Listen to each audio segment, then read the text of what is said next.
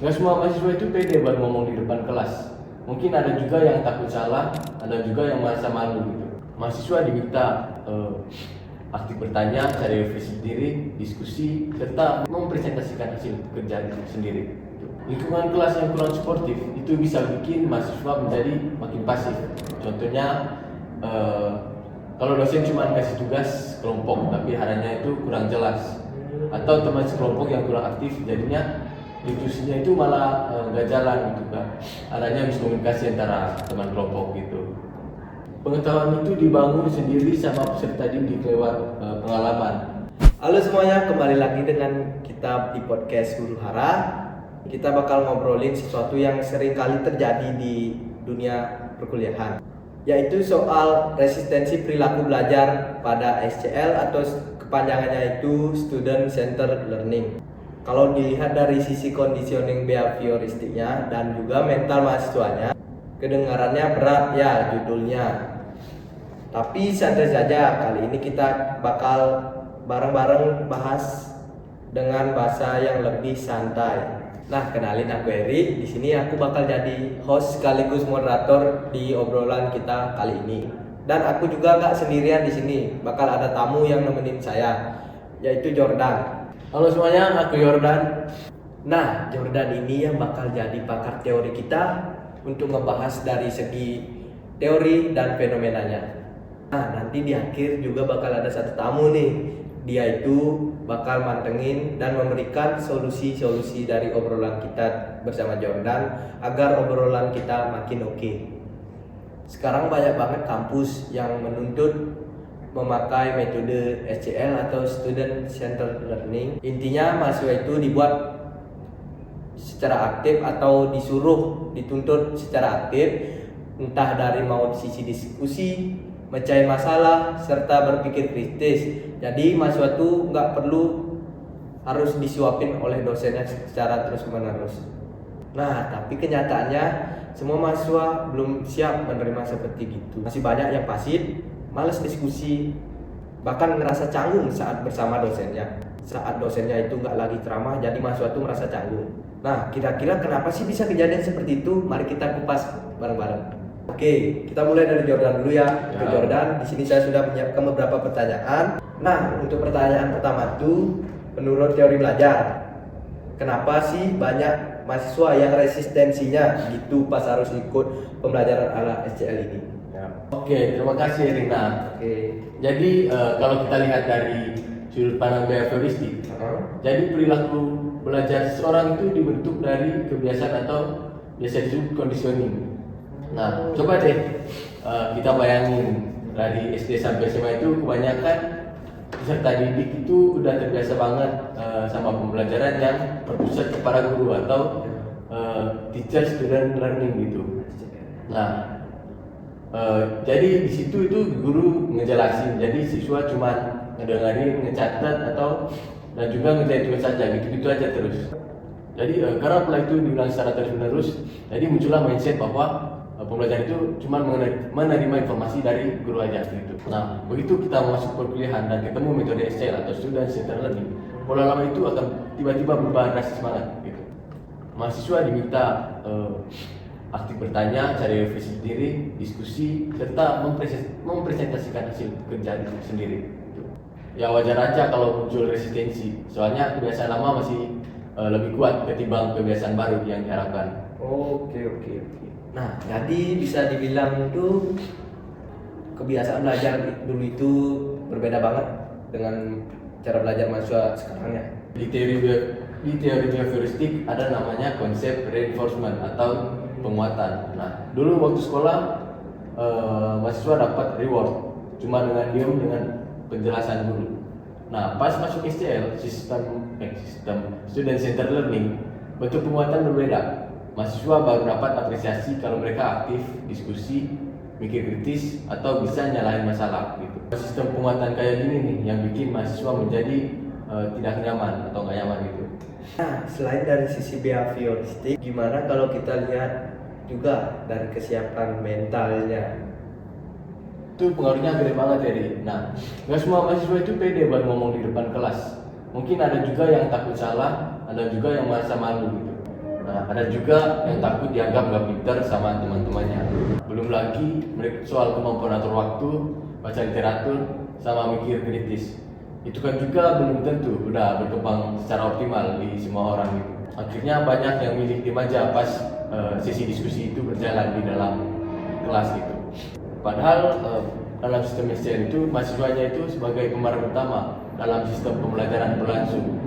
Bukan hanya guru aja, tapi dari mahasiswanya juga gitu. Jika faktor lingkungan itu ngaruh juga nggak sih?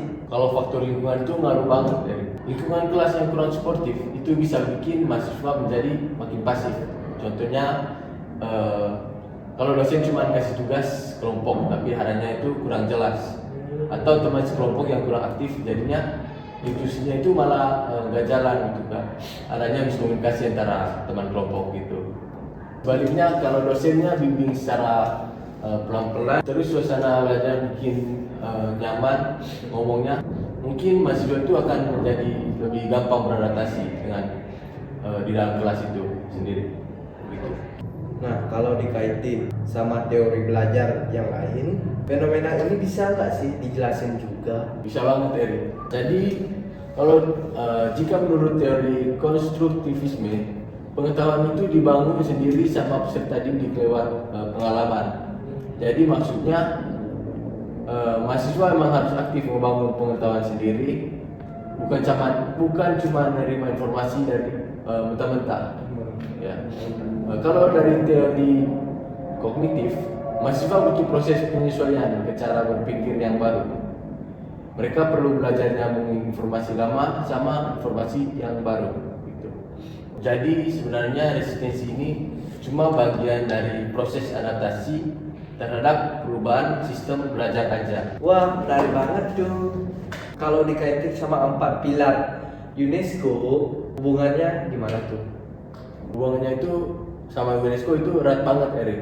Karena SCN itu sangat sebenarnya itu ngedukung 4 pilar UNESCO. Yaitu ada yang pertama yaitu ada learning to know, di mana mahasiswa belajar buat memahami konsep.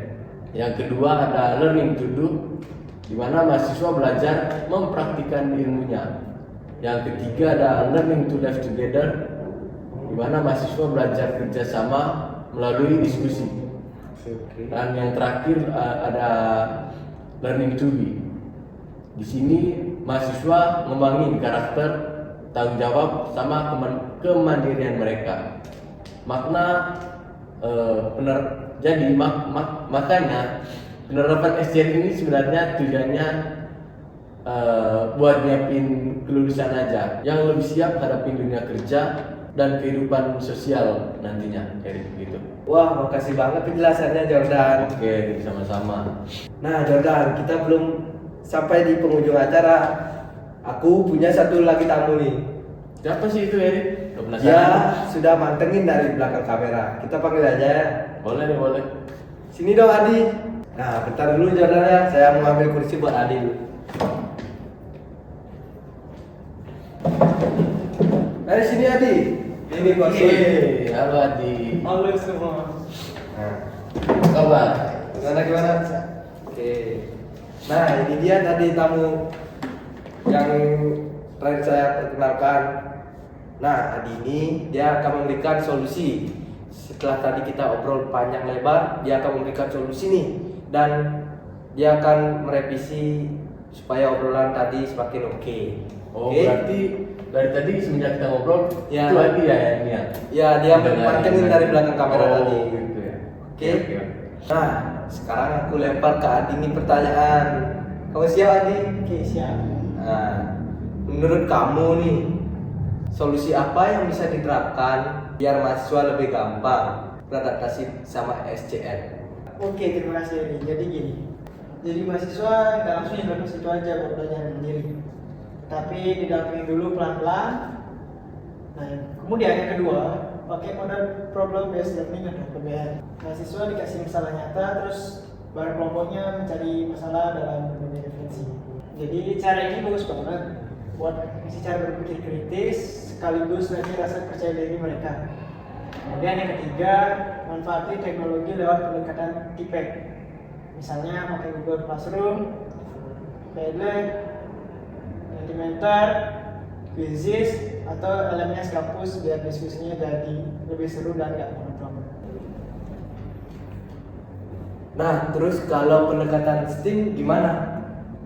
Nah, jadi kalau pendekatan STEAM itu mahasiswa nggak cuma belajar teori doang, tapi juga belajar gabungin sains, teknologi, engineering, arts, sama mathematics buat nyelesain suatu masalah. Selain itu, dosen juga perlu ngasih feedback positif ke mahasiswa yang udah mulai aktif. Penguatan positif kayak gini sejalan sama teori behavioristik. Jadi pelan-pelan bakal kebentuk kebiasaan belajar yang baru. Yang paling penting sih, gimana cara nyiapin suasana kelas yang nyaman biar mahasiswa nggak takut buat nanya atau ngeluarin pendapatnya. Oke. Nah, dari obrolan kita hari ini bisa kita simpulin kalau resistensi mahasiswa terhadap Student Centered Learning atau SCL itu bukan berarti mereka malas belajar ya. Nah, resistensi itu muncul karena ada perubahan kebiasaan belajar yang udah kebentuk lama banget, plus kesiapan mental yang emang belum sepenuhnya berkembang. Nah, lewat penerapan pembelajaran secara bertahap, pakai metode problem based learning, manfaatin teknologi berbasis TPEC sama pendekatan STEAM, harapannya mahasiswa bisa lebih gampang beradaptasi sama pembelajaran yang lebih aktif, kolaboratif, dan berpusat ke mereka sendiri. Semoga obrolan kita hari ini bisa menambah wawasan teman-teman semua tentang soal pentingnya paham teori belajar, apalagi di tengah perubahan metode pembelajaran di kampus-kampus sekarang. Aku Erik, mewakili seluruh anggota kelompok, makasih ya sudah nemenin dengerin podcast kita sampai selesai. Sampai jumpa di episode selanjutnya. Bye teman-teman.